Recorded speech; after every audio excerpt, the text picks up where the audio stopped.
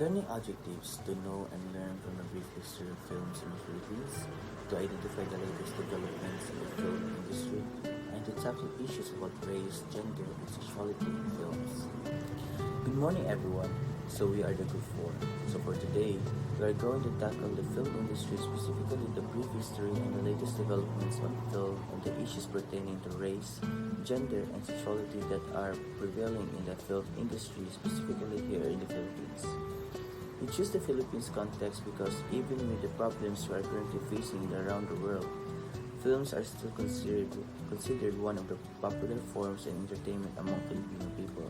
And finally, we want to honor the outstanding Filipino films, directors, and the people behind the creation of films in our country. We hope you enjoy and learn something from our video presentation.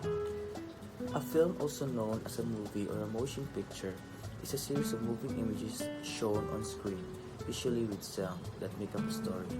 Some people like to see new films at the theater as soon as they release. A film consists of moving pictures that have been recorded so that they can be shown in the cinema or in television. It also tells a story or shows a real situation. Emerging in the end of the 19th century, this new art form became one of the most popular and influential media of 20th century and beyond. As a commercial venture, offering the fictional narratives to large audiences in the theaters, film was quickly recognized as perhaps the first truly mass form of entertainment. Now, let's dive into the brief history of rich culture and the film industry in the beautiful Philippines. Good day, everyone.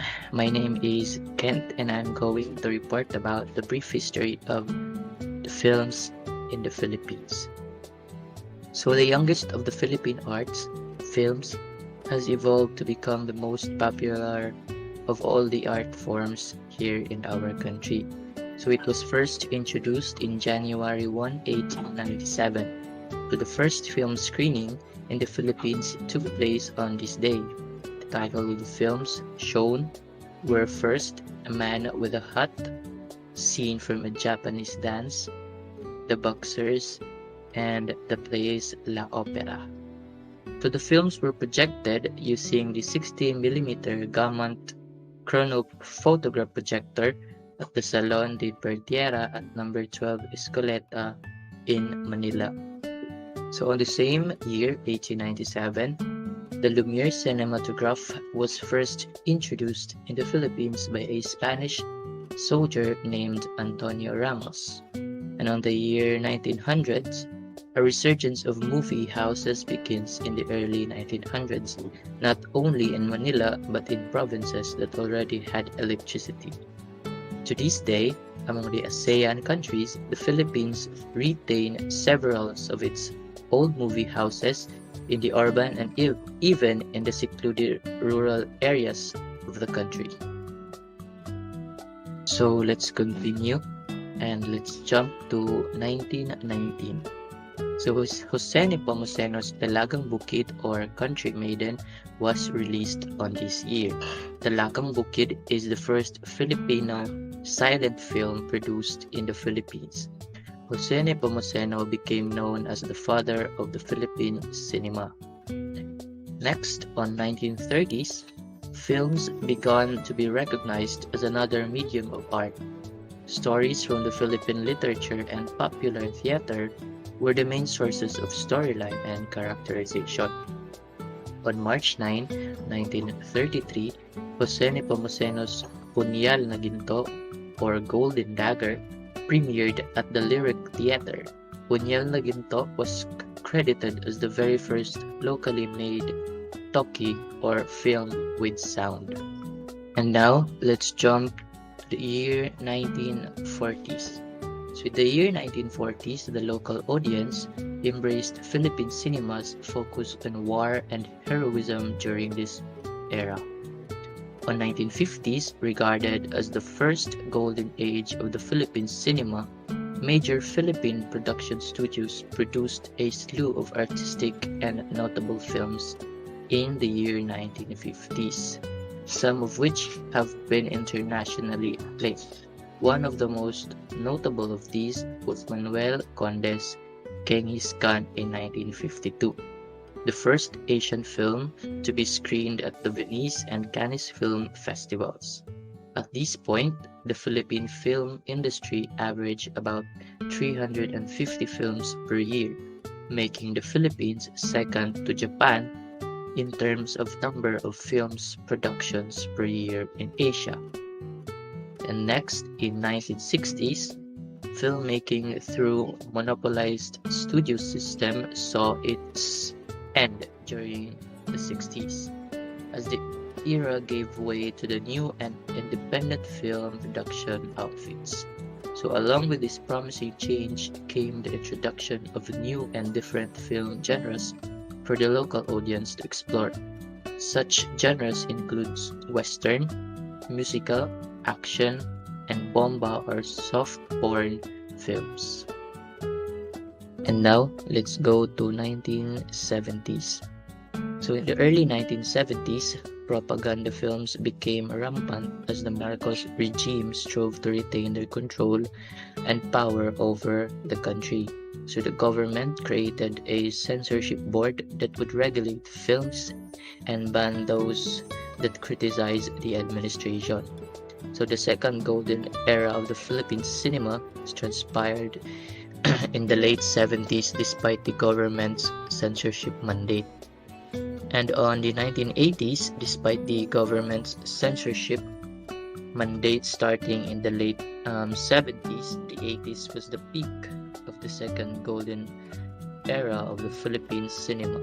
So notable films and filmmakers that pushed Filipino cinema during this dark and dangerous period are Titimbang Ka, Ngunit Kulang by Lino Broca, Himala by Ishmael Bernal, Burlesque Queen by Celso Ad Castillo, and Tatlong Taong Walang Diyos by Mario O'Hara. Now, let's go to 1990s. In spite of the promising new wave of independent movies and filmmakers, local production companies resorted to producing hastily made, low-quality, and formulaic films due to increasing production cost, extremely high taxes, censorship, and piracy. So despite this predicament, the film industry flourished and churned out about 200 films per year. And on the year 2000s, local film release dwindled down to 50 per year as Hollywood films took over a big chunk of the Filipino film market at the beginning of the decade. Fortunately, the rise of the digital age in filmmaking swiftly made its way in the local industry, making it easier for independent filmmakers to produce films.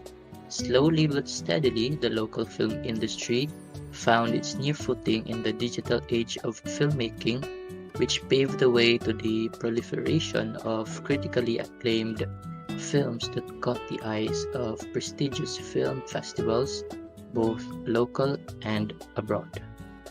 Hello everyone, good day. I am here to discuss the latest developments on films in the Philippines. And as we know, the pandemic had a great impact on all of us. And it also includes the film industry. On the one bright spot was June 10, 2021, the release of the Netflix exclusive anime-influenced series entitled Trece, that put the spotlight on Filipino talents in animation, acting, creative writing, and directing. With an eye towards international distribution, the film featured Filipino-American professionals and actors and placed first in the Philippines and in top 10 in Netflix Canada and United Arab Emirates. It is also noteworthy that Filipino teleseries are garnering a global following. ABS-CBN has sold over 50,000 hours of television programming in over 50 nations and GMA for the past 15 years. Ms. Mary Liza Dio, a chairperson and chief executive officer of the Film Development Council of the Philippines, developed a strategic planning framework to answer the question, what does it take for a country to become a global production hub? The framework outlined 5 elements that must be present in order for a country to become a global production hub. in which the following are some of the laws from the legislative and executive departments of the Philippine government that will help the industry. Republic Act 9167, an act creating the Film Development Council of the Philippines, defining its powers and functions, appropriating funds, and for other purposes. Executive Order Number 674, creating the Philippine Film Export Services Office to maximize the country's comparative advantage as a location site for international movies and television making to generate income, promote tourism, and enhance the image of the country abroad. The Memorandum Circular Number 1, the guidelines on governing the working conditions and occupational safety and health of the workers in the audiovisual production sector. The Film Industry Incentives Act, that addresses the increased internalization of the local film industry that follows the treaties that have been signed.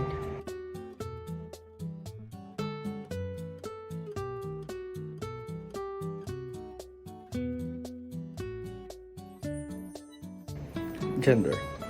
Babae at Baril, the directorial debut of Filipino filmmaker Ray Red, examines living as a woman in a world dominated by men.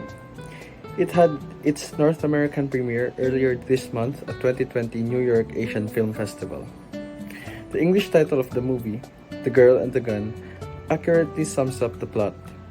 A department store sales lady discovers a gun.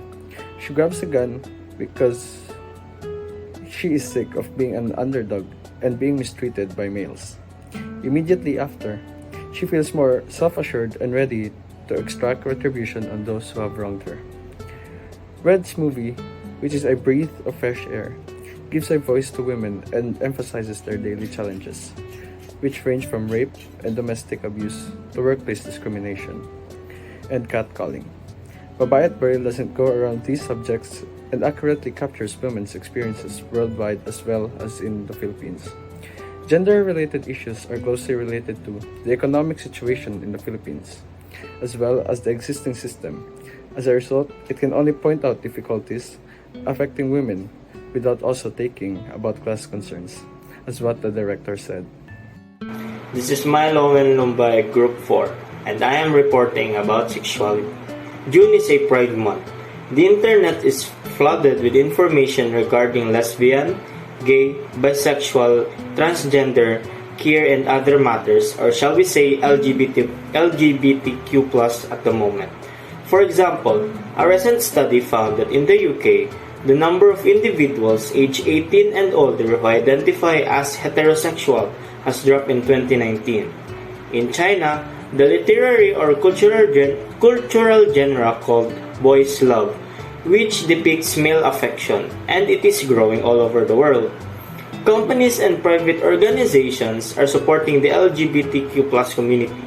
To say it simply, the LGBTQ+ community is becoming accepted more broadly. The Philippines is consistently listed as the most gay-friendly country in Asia and 10th internationally. LGBTQ+ individuals had generally been accepted, if not acceptable, in pre-colonial Filipino society. The example of the movie is I Love You, Thank You, a film composed of gay couples who meet each other back then where they are on vacation. They want to explore around the world and to know the means of love and how to escape the reality of pain and sufferings that they have back in Manila.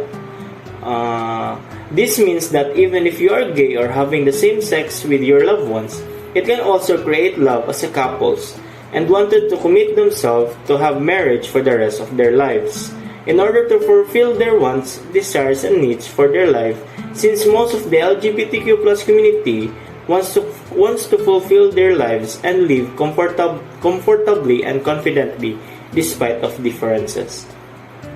In the Philippines, some of the people criticizing LGBTQ+ community, despite the similarity, they want to attack them by bashing them throughout the social media or treat them as not humans, because they think that God made a man and a woman, so it must be two genders only in the country. Because the Philippines was colonized before by Spaniards, and the only religion that time was the Roman Catholic religion, which means they believed that there are only man and a woman in the country, and they only allow them in marriage. That is why this makes it as an issue for most of them, because they have different gender, personal identity, and being confident for what they are. Issues pertaining to films in the Philippines in terms of race. The Philippines keeps on producing films that focus more on the recent interest of their viewers, the Filipinos. However, in films, the way they portray their characters based on their ethnicity or race have faced some newfound backlash from its audience, such as Daryl Yap's new problematic film titled Blue Top, where the main character is an indigenous Aita girl who dreams to become a beauty queen, despite being made fun of for her dark skin. The title gluta, which is a substance to whiten one's skin, has been a problem in Philippine society, where we define beauty by having lighter skin. Another issue here is that blackface can be seen in portraying the character. Blackface is used in theatrical makeup to portray a black person. In the Philippine setting, local traditions and festivals such as Ati-Atihan Festival aren't counted as an act of blackface. It is roughly translates as to imitate Ati, indigenous people of Aklan. It celebrates and gives thanks to the Aita who accepted Christianity. In the film, it has caught the attention of many people because the one playing the main character is a fair-skinned actress that has been covered with makeup all over their body to portray the dark skin tone character. Rather than finding a more suitable person for the role, they still decided to do blackface for their film. For international issues, such as the newly released live adaptation trailer of The Little Mermaid, instead of praising the actress' performance, and as well as celebrating the representation of black women in Disney, most people are criticizing Disney for casting a black woman instead of following the original white-toned, red-haired character in a fairy tale written and authored by Hans Christian Andersen. These comments from online platforms have brought discomfort to the representation of racial minorities in movies. This issue also reached the Philippines, where Tomas Yapno RN pointed out the critics towards the actress. He said that some Filipinos are okay with multi-awarded Broadway artist Lea Salonga for taking the role of Eponine, a white-skinned character in the play Les Miserables. But they called out Disney for casting Bailey as Ariel. This shows that people are still not accepting one's race as a representation of their community, even though the representation of race in media has been rapidly changing due to the accessibility of people from more diverse backgrounds. Now we are down to the last part of our report, preserving the past, shaping the future. So the Philippines has a vast cinematic heritage spanning more than 100 years, yet about 65% of this has been lost or destroyed, and whatever is left that's unpreserved is exposed to damage and deterioration each day. There is an urgent need to save more Filipino films because they are notable work of art and they contribute significantly to our artistic and cultural heritage. Republic Act No. 10066 or the National Cultural Heritage Act of 2009 calls for the preservation of audiovisual and cinematographic work as a cultural properties. So giving importance to our cinematic heritage is not just about safeguarding the past. It is also about shaping the future to ensure that the next generations will have access to our film history. A thriving film heritage is crucial for Filipinos to fully appreciate and be enriched by our audiovisual history, not only by looking back, but also by integrating the moving image of the past into contemporary life. So that's it for our report. We will end it here, and And thank you for listening and joining us in this presentation.